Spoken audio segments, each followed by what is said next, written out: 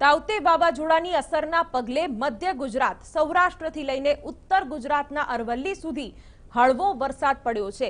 વડોદરાના ડભોઈમાં ધૂળની ડમરીઓ સાથે ઝાપટું પડ્યું તો દાહોદના લીંબડી, ઝાલોદ પંથકમાં વાવાઝોડા સાથે વરસાદ પડ્યો। ખેડાના કપડવંજના ગ્રામ્ય વિસ્તારમાં વરસાદી ઝાપટું પડ્યું। અરવલ્લીના મોડાસા શહેરમાં પણ વાદળછાયા વાતાવરણ વચ્ચે વરસાદ વરસ્યો। ગીર સોમનાથના તાલાળા પંથકમાં ધીમી ધારે વરસાદ।